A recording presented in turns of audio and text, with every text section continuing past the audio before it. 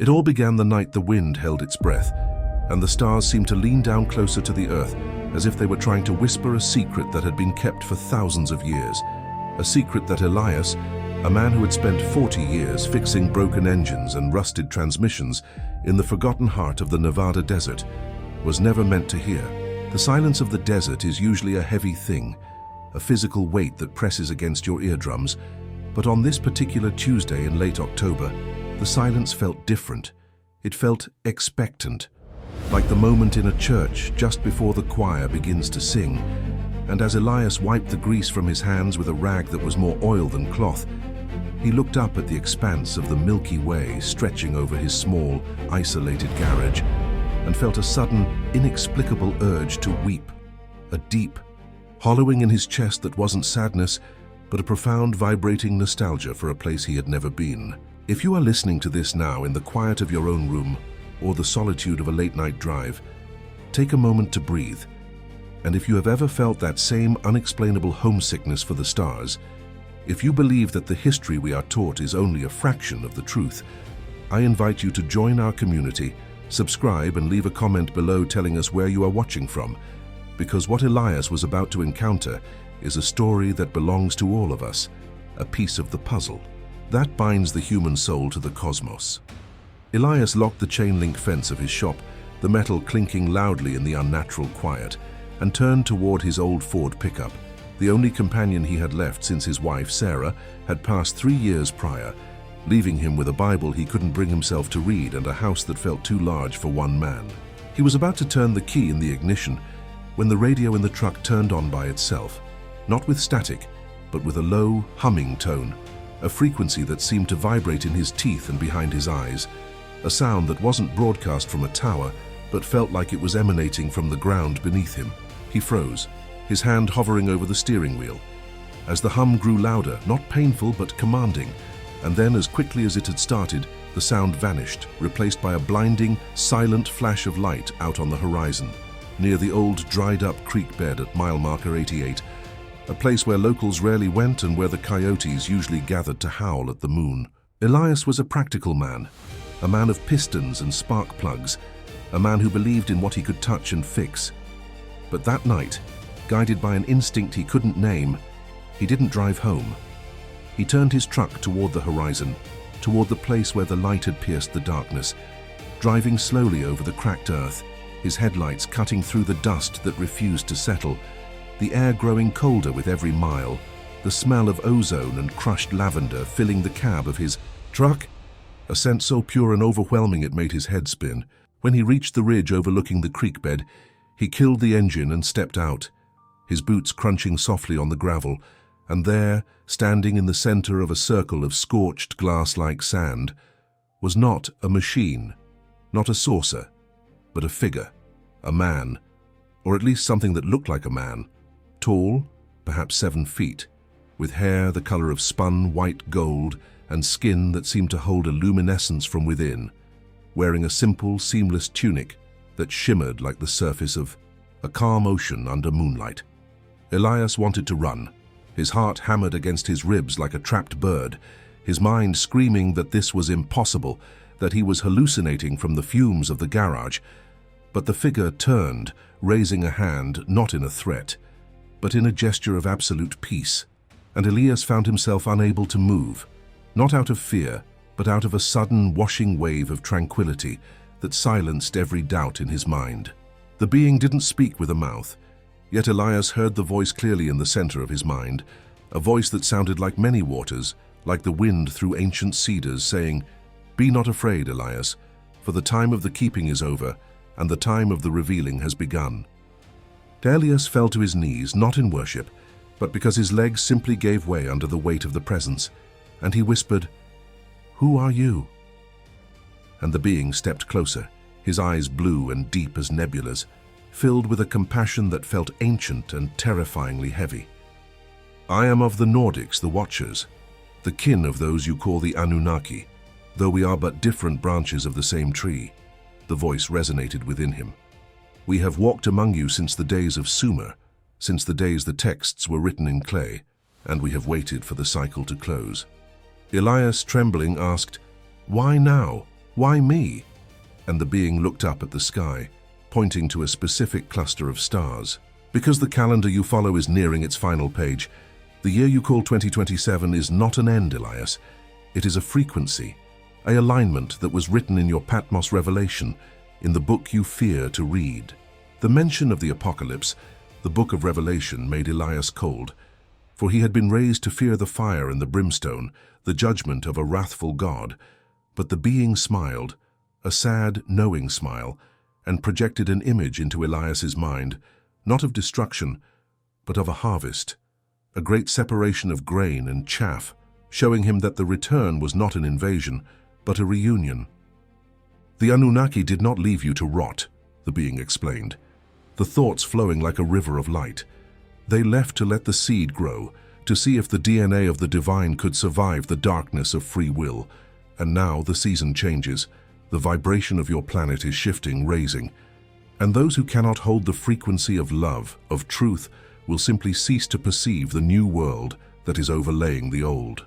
Elias felt tears streaming down his face, tears of a man who realizes that his loneliness was never truly real, that he had been watched, guided, and loved by a universe far more complex than his Sunday school lessons had ever taught him. "Is this the rapture?" Elias asked, his voice cracking in the desert night, and the Nordic being nodded slowly. "It is the physics of the soul, Elias. What your scriptures call the taking up is the shifting of density. In 2027, the veil dissolves, the dimension you live in merges with the one you cannot see, and the gods of old, the teachers, the elders, will walk among you again, not to rule, but to welcome the graduates." The being reached out and touched Elias's forehead, and in that instant, Elias saw the history of humanity not as a chaotic mess of wars and pain, but as a carefully tended garden. He saw the face of Jesus, not as a painting, but as a being of pure energy, indistinguishable from the light emanating from the figure before him. Realizing that the message had always been the same, distorted by time and power, but pure in its source. "You must prepare the soil," the being said, the voice fading slightly as the light around them began to intensify. "Not with weapons, not with bunkers, but with the heart, for only the heart can navigate the frequency of the coming days." As the light grew blinding, swallowing the figure, the desert, and Elias himself, he felt a sensation of rising, of weightlessness, and the last thing he heard before the world dissolved into white was, "Tell them, Elias, tell them that the sky is not empty, and the apocalypse is only the Greek word for unveiling, the removing of the mask." When Elias opened his eyes, the white light had faded into the harsh, unforgiving brightness of the Nevada morning sun, and for a moment he lay slumped against the steering wheel of his truck, convinced that he had suffered a stroke or a vivid dream born of loneliness and diesel fumes. But as he sat up and looked out through the windshield, the silence of the desert was no longer empty. It was vibrating, humming with a life he had never noticed before, as if every grain of sand and every scraggly mesquite bush was breathing in unison with his own lungs. He stepped out of the truck, his boots hitting the ground with a solidity that felt reassuring, and looked toward the spot where the craft and the being had stood, half expecting to see nothing but undisturbed dirt. Yet there it was, the undeniable proof that shattered his skepticism forever. A circle of sand 30 feet in diameter that had been fused into a smooth, iridescent glass that reflected the blue sky like a mirror. A scar of holiness branded onto the skin of the earth. Elias walked to the edge of the glass and knelt, running his rough, calloused fingers over the cool surface, and as he touched it, a jolt of information, not words but pure understanding, flooded his nervous system, a download of knowledge that explained the mechanics of the soul and the architecture of what was coming. He realized with a sudden clarity that the Bible he had left gathering dust on his nightstand was not merely a book of moral stories, but a coded manual, a technical document describing the very event he had just been told of, where the New Jerusalem was not a city lowering from the clouds, but a dimension overlaying our own, waiting for the frequency of human consciousness to rise high enough to unlock the gates. He drove back to his garage in a daze, the familiar road looking alien to him, the asphalt, the telephone poles, the rusted signs all seeming like stage props in a play that was about to end. And when he walked into his shop, The smell of grease and stale coffee no longer felt like home. It felt like a waiting room. Over the next few weeks, Elias changed, not in a way that the townsfolk could easily name, but they felt it when they brought their cars to him. They stopped talking about the weather and started telling him their deepest fears, their regrets, their strange dreams, because looking into Elias's eyes was like looking into a calm, deep well where no judgment existed, only a profound, terrifying understanding. He didn't preach. He didn't stand on the corner with a cardboard sign screaming about the end, because the being had taught him that fear lowers the vibration, that fear anchors the soul to the dying world, and his mission was to be a tuning fork, a stabilizer for those around him. He began to read the revelation of John at night, and the words danced on the page. The stars falling from the sky became the arrival of the family of light. The mark of the beast became the attachment to the material, artificial system that sought to trap the human spirit in a digital loop. And the return of the king became the awakening of the Christos energy within the DNA of every living person.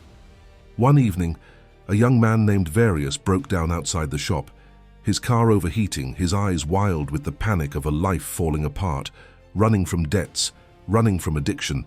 And Elias fixed the radiator without asking for a dime, but as he wiped the dipstick, he looked at the young man and said, "You are running from a fire that isn't chasing you, son.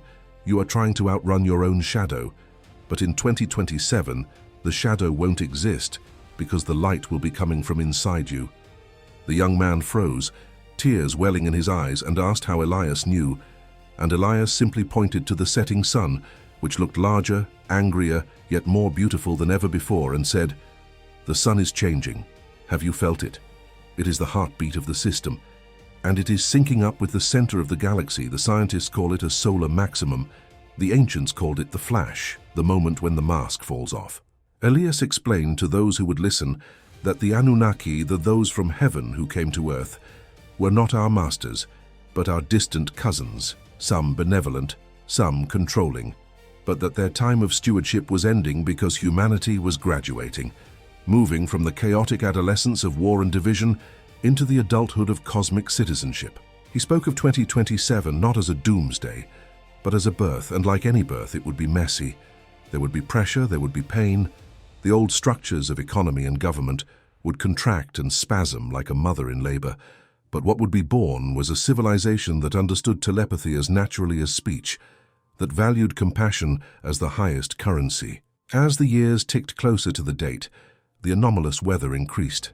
The skies filled with auroras even at the equator, and people began to report dreams of tall, shining figures teaching them in libraries made of crystal, and Elias knew that the veil was thinning, that the two worlds were beginning to touch.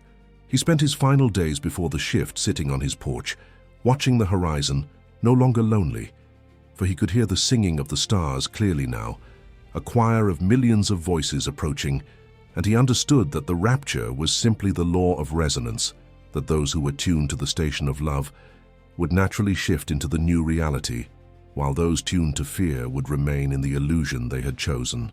On the final night, as the predicted solar storm began to light up the atmosphere in violet and gold, Elias closed his eyes and whispered a prayer of gratitude, not to a distant god on a throne, but to the living, breathing presence that pulsed in his own veins, and he realized that the alien in the desert had been a mirror, showing him what he was destined to become. The story of Elias ends here, or perhaps it only begins, for as the sky opened up and the great silence descended once more, he was not taken away, he was woken up, and he realized that he had never been a mechanic in the desert. He had been a sleeper agent of the light stationed in the density of matter to hold the door open for the rest of us. So if you look up at the night sky tonight and feel that strange tug in your chest, that longing for a home you cannot remember, know that it is not a fantasy. It is your own soul remembering the future, remembering the promise that was written in the stars before the first man walked the earth. And perhaps, just perhaps, the next time the wind stops and the silence falls, it will be your turn to meet the traveler and hear the news that the quarantine is over, and we are finally, at long last, free to go home. Truth or fiction? Maybe the only difference is time. The magic only reveals itself to those who are brave enough to believe that they are more than dust and bone. The world did not end with a bang or a whimper, but with a frequency a tone that began low in the belly of the earth and rose until it sang in the marrow of every living bone. And when the year turned and the alignment locked into place, Elias stood on the porch of his small wooden house and watched the fabric of reality begin to unzip. It was the moment the ancient texts had called the harvest and the scientists had called the solar event. But for Elias, it was simply the great remembering, a time when the illusion of separation dissolved like mist under the morning sun, revealing that the space between him and the stars, between his soul and the Creator, had never truly existed. As the violet light bathed the desert, the electricity in the power lines ceased to flow, not because the wires were broken, but because the physics of the world were rewriting themselves, shifting from a combustion-based reality to one powered by consciousness itself. And in the silence of that first morning, Elias walked into town, finding the streets quiet, the cars stalled, but there was no panic, only a profound, heavy slumber that had fallen over those who were not ready to wake up. He passed his neighbor's house, a man who had spent his life accumulating land and fences, and saw him sitting on his porch, staring blankly at a horizon he could no longer perceive, trapped in a time loop of the old world, a ghost in his own life. And Elias understood with a breaking heart that the separation was real. The two Earths were occupying the same space, vibrating at different speeds, slipping past each other like ships in the night. The Nordic being returned on the third day, not in a ship of metal, but manifesting directly from the air which shimmered like heat haze, walking beside Elias as he tended to the few animals that remained. And this time, the being did not speak to his mind, but spoke with the voice of the earth itself, saying, "Do not grieve for those who stay behind, Elias, for they are merely repeating the grade, learning the lessons of density until they too are light enough to float." They walked together to the edge of the canyon, where the veil was thinnest, and the being showed Elias the true history of the planet, pulling back the curtain of time to reveal that the Anunnaki, the Elohim, the Sky People, were not alien conquerors, but the parents of humanity, gardeners who had spliced their own divine spark into the clay of the earth to create a vessel capable of holding the infinite consciousness of God. "The experiment is a success," the being said, his hand resting on Elias's shoulder, a touch that felt like sunlight. "You have survived the wars, the lies, the poisons, and the forgetting, and you have kept the flame alive in the darkest winter of the galaxy, and now spring has come." Elias looked down at his own hands and saw that they were no longer rough and stained with oil, but were becoming translucent, glowing with a soft inner luminescence. And he realized that the carbon of his body was transmuting into crystalline structure, a biological upgrade triggered by the influx of cosmic radiation. The flesh and blood cannot inherit the kingdom, becoming a literal scientific fact. He saw visions of the future, cities of light where technology was grown rather than built, where travel was instant through the power of thought, where the lion truly lay down with the lamb because the predator frequency had been purged from the planetary grid. And he knew that he was one of the first, a prototype of the new human. The transition was intense, a stripping away of every ego, every memory of pain, every attachment to the identity of Elias the mechanic, until all that remained was the pure, observing presence, the I Am that had been watching through his eyes for 70 years. As the final wave of the shift hit, a wave of pure, unconditional love that swept across the globe, Elias turned to the Nordic and asked, "Where do we go now?" And the being smiled, pointing not to the sky, but to the center of Elias's chest. "We do not go anywhere, Elias. We simply arrive where we have always been. For the kingdom is not a place, it is a frequency, and you are the key." The world dissolved into a symphony of color and sound, a rapturous reintegration with the source, and Elias took the final step, not into death, but into life, leaving behind the shell of the old world like a cicada, leaving its husk, stepping into the eternal now where the story never ends, it only expands. And so the mechanic from Nevada became a legend, a story whispered by the wind, a reminder that we are not human beings having a spiritual experience, but spiritual giants squeezing ourselves into tiny vessels, waiting for the bell to ring, waiting for the moment we can stretch our wings and remember that we are, and always have been, the ones we were waiting for. Truth or fiction? The answer lies not in the words I have spoken, but in the shiver you feel as they fade. In the timeless expanse that followed the Great Shift, Elias learned that the new reality was not a static heaven, but a dynamic, living canvas, a creative space where consciousness itself was the paint and the palette, and he, the humble mechanic, was now an artist of the absolute, painting with the colors of love and shaping realities with the focus of his intent. Beside him, Sarah was a melody of light, and together they walked not on paths of stone but on streams of possibility, their work now the sacred art of soul gardening, tending to the nascent worlds that were blossoming throughout the multiverse like wildflowers after a long winter. They learned to peer back through the thinning veil at the world they had left, not as a separate place, but as a lower, denser harmony of the same song, a timeline still struggling with the dissonant chords of fear and separation, and they did not watch with pity, but with the patient understanding of elders watching children learn to walk, knowing that every fall was a lesson in balance, every tear a cleansing of the soul.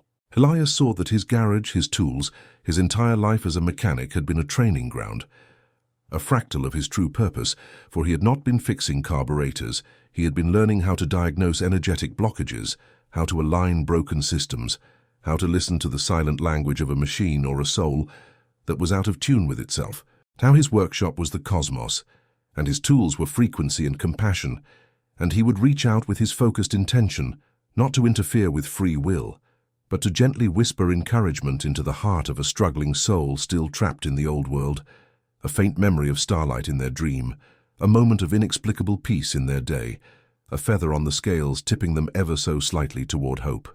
He finally understood the full scope of the Anunnaki's role, the grand, heartbreaking sacrifice they had made, for they were not gods or demons, but the architects of the illusion, the master engineers who had agreed to play the part of the shadow, to wear the mask of the tyrant and the tempter, in order to create the pressure that would turn the carbon of nascent souls into the diamonds of ascended beings. Theirs was the thankless task of maintaining the quarantine, of managing the matrix of forgetfulness, and the return in 2027 was not an invasion, but their long-awaited retirement, the moment humanity had finally become mature enough to take the keys to its own reality, allowing the ancient gardeners to finally lay down their heavy burden and dissolve back into the light of the source from which they came. One day, as Elias and Sarah stood on a crystalline mountain that sang with the light of 1,000 galaxies, a presence enveloped them, a consciousness so vast and all-encompassing that the Nordic being seemed but a single cell within its body, and this was the source, the I Am, the unified field of all that is. And it showed Elias the final truth, the one that shattered the last vestiges of individuality. It showed him that the face of the Nordic, the face of Jesus, the face of Sarah, and the face of the frightened man shivering in the Nevada desert were all its own faces, all masks worn by the one infinite creator, experiencing itself through a billion different perspectives. The alien that met him was a higher aspect of his own oversoul, a future self reaching back in time to activate a dormant memory, and the entire journey, from the greasy rag in his hand to the crystal mountain beneath his feet, had been a conversation he was having with himself across the dimensions of time and space. The apocalypse was not a global event. It was a personal one, a shedding of the skin of who you thought you were to reveal the infinite being you have always been, and it was happening to everyone, at their own pace, on their own timeline. And so the story of Elias dissolves, his narrative arc melting back into the ocean of potential, leaving behind not a history, but a map, a breadcrumb trail for you, the one who is listening now, who feels the hum of the coming change in your own bones, who sees the signs in the unraveling world around you, who feels that same unexplainable homesickness for the stars. The frequency of 2027 was not a magical date on a calendar. It was the key signature of a song that has already begun to play, and you can hear it if you get quiet enough to listen past the noise of your mind, past the fear being broadcast by the dying systems. The shift is not something that happens to you, it is something that happens through you. You are the portal. Your heart, with its electromagnetic field that is thousands of times more powerful than the brain, is the engine that will navigate the shift, and the fuel is your choice, in every single moment, to resonate with love or with fear. Elias the mechanic taught us that you do not need to be a saint or a guru. You only need to be willing to put down your old tools, to let go of the identity you have been fixing and defending your whole life, and to bravely face the silence where a new voice is waiting to speak. The ultimate truth is that you are not the human. You are the being of light piloting the human, and you came here, to this exact time, to this exact life, to be a mechanic for the soul of the world, to be a grounding rod for the new frequency, to hold the door open for those who are still waking up. Look up at the sky tonight and know that the stars are not distant balls of fire. They are the eyes of your cosmic family, of your future selves, of the great cloud of witnesses, all cheering you on, all whispering the same eternal truth that Elias finally understood. You are home. You have always been home, you just forgot how to see it. Truth or fiction? That is a question for the old world. In the new world, the only question that matters is, what reality will you choose to create now? The magic is not coming from beyond, it is unfolding from within, and it reveals itself not to those who seek certainty, but to those who have the courage to become the miracle themselves. In the new frequency, time did not tick forward in seconds or minutes, but flowed in loops of pure experience, a liquid state of being where 1,000 years of peace could fit into the space of a single breath, and Elias found himself standing not on a cloud, but on the earth. Yet it was an earth that had been washed clean of its scars, a planet where the deserts bloomed with flowers that hummed with bioluminescent light, and the rivers ran with water so clear it looked like liquid glass. He looked down at his body, and saw that the heavy, aching machinery of his old bones had been replaced by a form that felt lighter than air, a vessel made of intention and light. Yet he was still himself, still Elias, but stripped of the fear, the doubt, and the loneliness that had been his constant companions in the old world.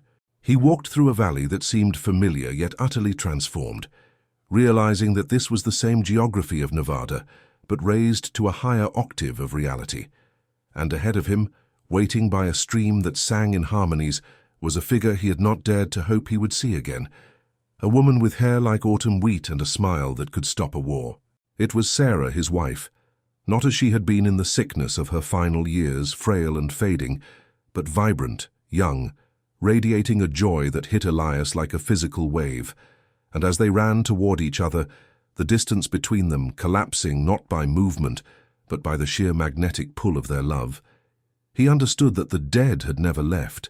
They had simply walked into the next room and waited for the door to unlock. They did not need to speak, for their thoughts mingled instantly, a telepathic reunion where every "I missed you" and every "I love you" was exchanged in a nanosecond of total clarity. And in her eyes, Elias saw the reflection of the Nordic being, realizing that the teachers, the angels, and the loved ones were all part of the same great fabric of consciousness. Sarah took his hand, and together they walked toward a city on the horizon, not a city of grey concrete and steel cages, but a symphony of crystal spires and living geometry, structures that seemed to be grown from the earth rather than built upon it, glowing with a soft, intelligent light that pulsed in rhythm with the heartbeat of the planet. "This is what we were building," Sarah's thought voice whispered in his mind. "Every act of kindness, every prayer, every moment of forgiveness in the old world laid a brick in this one, Elias. We built this city with our souls before we ever arrived." As they entered the city, Elias saw thousands of others, people of all nations, all eras, greeting each other not as strangers, but as long-lost family, for the veil of separation had been the only true enemy, and now it lay in tatters. The Nordic being appeared one last time, standing in the center of a plaza paved with lapis lazuli, and addressed the multitude, not with a speech, but with a transmission of pure intent. "You are the graduates of the School of Sorrow. You have mastered the curriculum of duality, and now you are the custodians of the new Eden. Your task is not to rest, but to create, to dream new worlds into being, to act as the lighthouse for those still navigating the storm of the lower densities." Elias realized then that the work of a mechanic was never done. Only the machines had changed, for now he would be a mechanic of the universal grid, helping to maintain the harmony of the spheres, ensuring that the song of creation never went out of tune.